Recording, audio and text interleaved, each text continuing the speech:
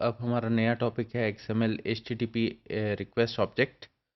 इस ऑब्जेक्ट को हम ऑलरेडी अपने डेमोज में यूज़ कर चुके हैं। अब इसकी कुछ डिटेल्स जो हैं वो अब हम शेयर करेंगे कि किस तरह से हम XML HTTP ऑब्जेक्ट रिक्वेस्ट को यूज़ करते हैं।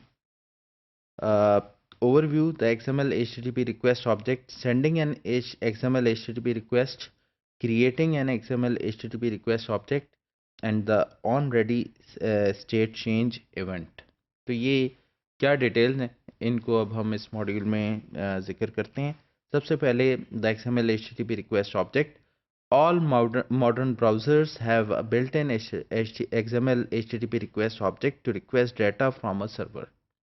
तो ये बेसिकली जितने भी आपके बेसिक और मॉडर्न ब्राउज़र्स हैं वो इस ऑब्जेक्ट को प्रोविज़न देते हैं, इस ऑब्जेक्ट की सपोर्ट देते हैं आपको। और इसके ज़रिए आप क्या कर सकते हैं कि डाटा को रिक्वेस्ट कर सकते हैं सर्वर से। All major browsers have a built in XML parser. तमाम ही जो ब्राउज़र्स हैं उनमें एक्सएमएल पार्सर भी एग्जिस्ट करता है to access and manipulate XML. तो हमें सेपरेटली कुछ करने की ज़रूरत नहीं है, आपको कोई टूल इंस्टॉल करने की ज़रूरत नहीं है। सिर्फ आपके पास वेब ब्राउज़र होना चाहिए जिसके अंदर XML HTTP request object inbuilt होगा और XML पार्सर भी इनबिल्ट होगा। The XML HTTP request object used as update a web page without reloading। तो एक पर्पस तो इसका ये है कि बगैर जो रीलोड किए हुए आपके वेब पेज को अपडेट करते।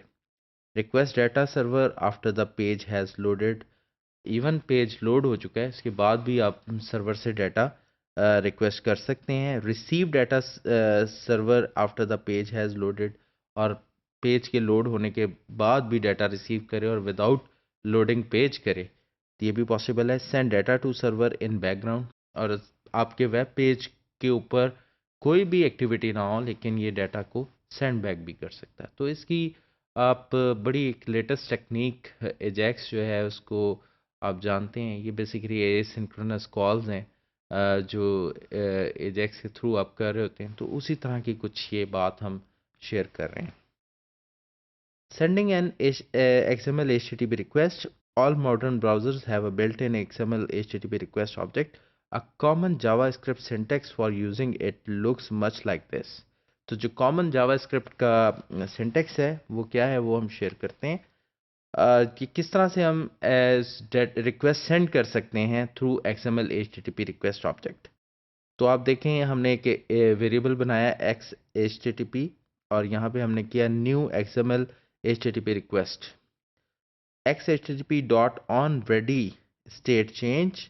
अगर जैसे ही ऑन रेडी स्टेट चेंज का इवेंट अकर होगा तो फंक्शन कॉल करनी है if x HTTP dot ready state double equal to 4 and x HTTP dot status double equal to 200 do some action. और वो एक्शन उसके बाद क्या है, x HTTP dot open get file name true and http dot send.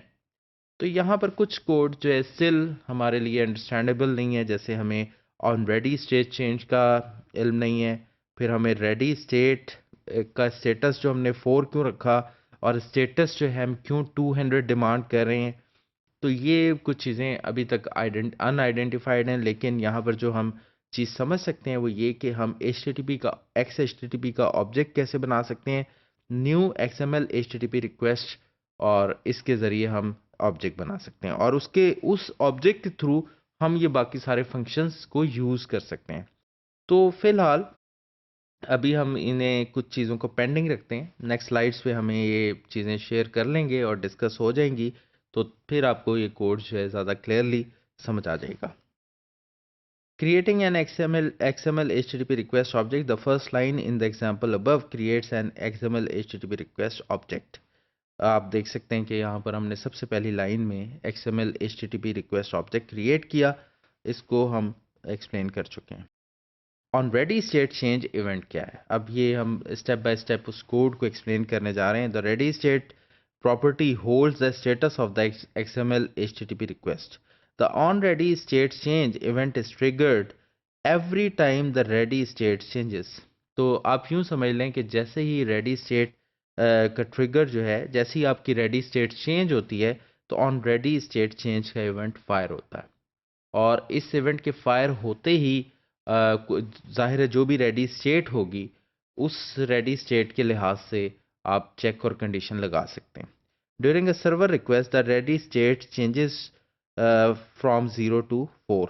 तो server पे जब भी रिक्वेस्ट आती है तो रेडी स्टेट 4 या 5 वैल्यूज के अंदर जो है वो चेंज होती है, 0 से लेके 4 तक।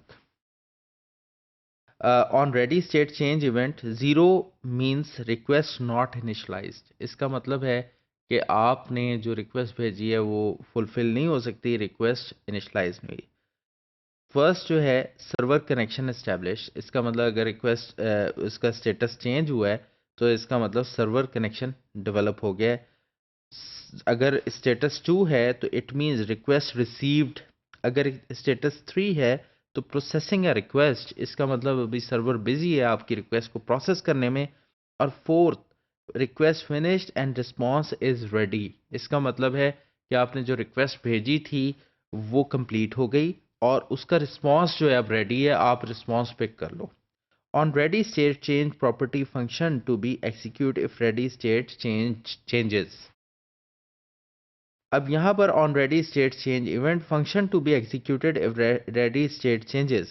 अब आप ज़रा गौर करें कि xhttp dot on ready state change is equal to function when ready state change, a ready state is 4 and status is 200, the response is ready। तो अब यहाँ पर आप एटलीस्ट ये बात आप समझ सकते हैं कि ready state is equal to 4 का मतलब क्या है कि जब आपने जो रिक्वेस्ट की थी सर्वर को वो रिक्वेस्ट जो है फुलफिल हो गई है और रिस्पांस रेडी है। तो इट मीन्स आप यहाँ कंडीशनल लेवल पे ये चीज़ चेक कर रहे हैं कि सर्वर रेडी है आपको रिस्पांस देने के लिए। दूसरा पार्ट जो है xhttp dot status is equal to 200, वो स्टिल अभी पेंडिंग है, उसको हम डिस्कस करते हैं नेक्स्ट पार्ट में।